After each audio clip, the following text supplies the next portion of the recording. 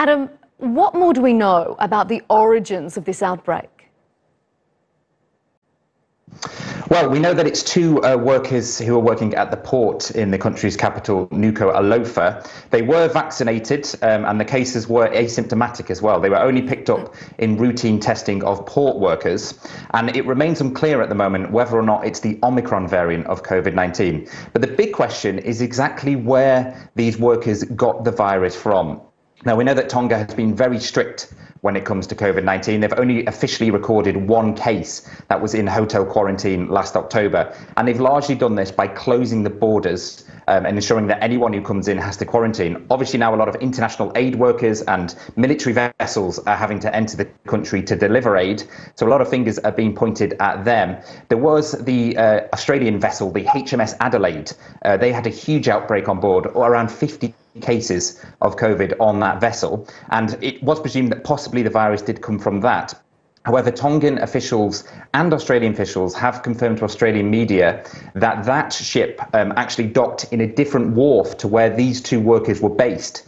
So potentially the transmission hasn't come from that ship. That Australian ship has actually agreed to take samples back to Australia to study them, to try to find the origin. We've seen ships arriving in Tonga from New Zealand, from the UK, some Chinese vessels came from Fiji. So there are a number of places where it could have come from. But one thing that is clear is the virus is spreading in the community now. 3 family members of one of the workers have caught COVID-19, hence the reason for this lockdown. I mean, obviously, you can see why they are concerned. They've had such low case numbers, or no case numbers for so long. But how will this lockdown impact the broader community, considering they are still reeling from the tsunami and the earthquake? Well, I mean, it really does come at the worst possible time for Tonga. As you said, it's only a couple of weeks ago they had the tsunami, the earthquake, and the issues that that caused alone. Now they've got to focus on COVID-19 as well. So they're facing issues with access to clean drinking water, access to food.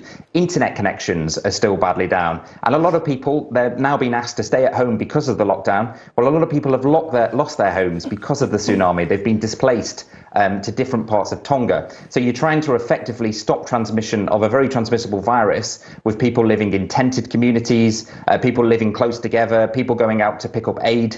It's really not going to be easy. Now, travel around Tonga between the various islands, that has been halted. Schools have been closed. Civil servants have been asked not to go to work. People have been asked to stay at home as much as possible. But it's really caused a lot of stress. There were reports today of queues outside supermarkets, outside banks. A lot of them are going to close. People rely in Tonga heavily on money coming from relatives and friends overseas. They won't be able to go and collect that during the lockdown. So it really is just another problem for Tonga to deal with.